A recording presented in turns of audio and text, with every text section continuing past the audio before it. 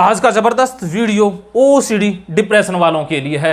OCD एक learning habit है, हमने सीखा है, ओसीडी को हमने सीखा है, डिप्रेशन को भी हमने सीखा है। उदास रहना हम सीखते हैं, हंसना हम सीखते हैं, बोलना हम सीखते हैं। इसी प्रकार डिप्रेशन को भी हम लर्न कर लेते हैं। ओसीडी में जितने रिचुअल्स हैं, जितनी भी प्रकार की ओसीडी है, सभी प्रकार की ओसीडी लर्निंग हैबिट है।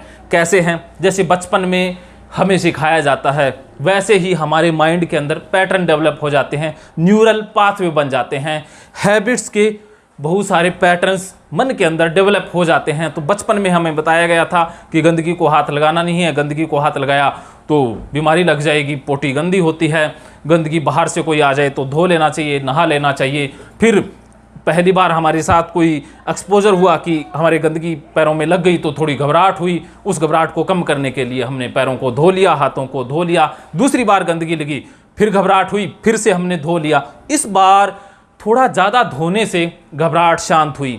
इस प्रकार बार बार यही क्रम चलता रहा, बार बार हमारे साथ एक्सपोजर होता रहा, गंदगी से आमना सामना होता रहा, घबराहट होती रही, बेचैनी होती रही। और उसको कम करने के लिए हम रिचुअल कंपल्सन करते रहे और धीरे धीरे रिचुअल कंपल्सन की मात्रा बढ़ानी पड़ी। आप अवलोकन करें, अपने आप का अवलोकन करें, विश्लेषण करें अपने आप का, और पाएंगे कि पहली बार कैसे शुरू हुई। पहली बार बिल्कुल मामूली सा आपने रिचुअल किया और आपका पीछा छूट गया। दूसरी बार एक एक पॉइंट आप बढ़ाते गए, एक एक इंच आप आगे बढ़ते गए, और एक एक इंच से ही आपकी यात्रा हजारों मील लंबी हो गई।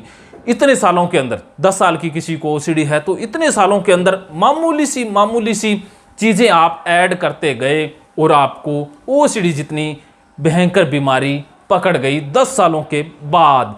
तो ओसीडी लर्निंग हैबिट है। अब लर्न तो आपने कर लिया, डिप्रेशन को भी लर्न कर लिया, अब अनलर्न करना आपको आता नहीं है, वो मुश्किल है।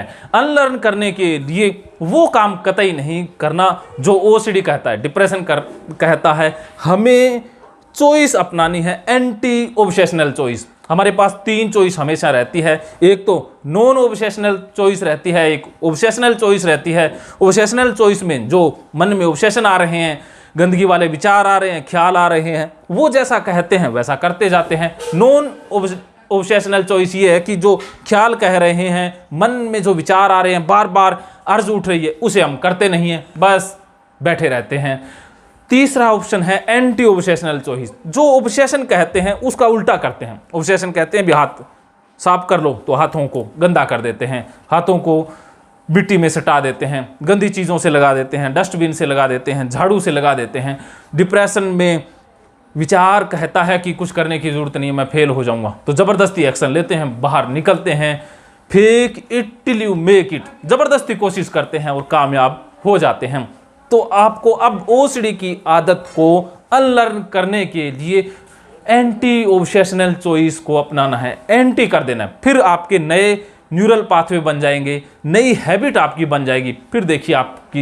फिर आप देखिए ज़िंदगी के अंदर मस्ती ही मस्ती है, मानो तो मौज है वरना समस्या हर रोज़ है। अगर ये बात खाने में बैठ गई तो बल्ले बल्ले, नहीं बैठी तो थल्ले थल्ले। फिर भी थल्ले थल्ले की ज़रूरत नहीं है, क्योंकि अब आप ऑनलाइन ऑफलाइन साइको गुरु टीम से बात करके थल्ले थल्ले को हमेशा के लिए बल्ले बल्ले में बदल सकते हैं। धन्यवाद।